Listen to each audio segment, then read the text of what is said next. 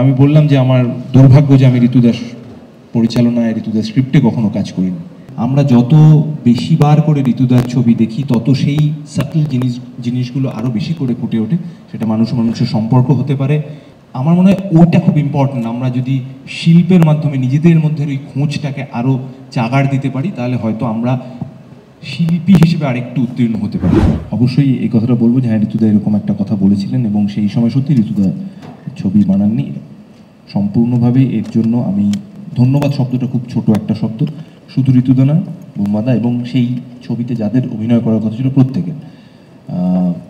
আমার মনে হয় এই যে আমরা বারবার বলি না ফিল্ম মেকিং একটা ফ্যামিলির মতো, ইন্ডাস্ট্রি একটা ফ্যামিলির মতো, এই ঘটনাগুলো সেটা আমার মনে হয় রিইনফোর্স করে, প্রমাণ দেয়।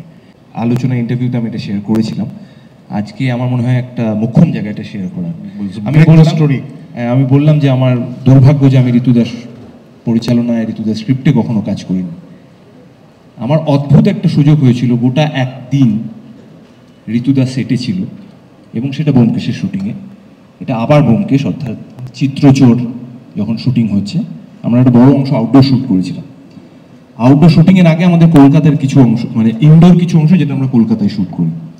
অঞ্জনদা বিং অঞ্জনদা, বালিগঞ্জ ফাঁড়ির পিছনের যে বাড়ি বা লাহাবাড়ি ছাড়া অঞ্জনদা শ্যুট করবে না, ওখানে শুটিং হচ্ছে। অঞ্জনদা যখন শুটিংয়ে পৌঁছেছি, আমি ছিলাম, শাশ্বত চট্টোপাধ্যায় অবশ্যই, আমার তৎকালীন অজিত, 11-র কথা।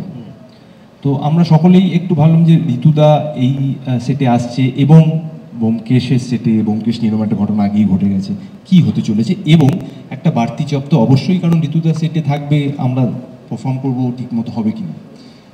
অঞ্জনদা বিং ভেরি সুইট, আমি বলবো যে একজন পরিচালক হিসেবে ঋতুদা এসেই প্রথমে বললো, অঞ্জন আমি কিন্তু থাকবো, তুই যদি আমাকে অ্যালাউ করিস তাহলেই থাকবো, যেরকম বল। অঞ্জনদা বললো না। সো আমি জানি না, হয়তো ডিরেক্টলি ঋতুদার গাইডেন্সে কাজ না করতে পারার আক্ষেপটা কিছুটা হলেও কমেছিল, কারণ গোটা দিন ঋতুদা ছিল এবং ওই বিভিন্ন খুঁটিনাটি যে কারণে হয়তো আমরা যত বেশি বার করে ঋতুদার ছবি দেখি তত সেই সাটল জিনিসগুলো আরও বেশি করে ফুটে ওঠে। সেটা মানুষের সম্পর্ক হতে পারে, আর্ট ডিরেকশনের কাজ হতে পারে, ক্যামেরার কাজ হতে পারে এবং সব থেকে যেটা আমার বড় কথা, এই যে একটু আগে কৌশিকদা বললো ঋতুদার নিজের মধ্যে তো একটা খোঁজ ছিল, সারাক্ষণ একটা অনুসন্ধান ছিল।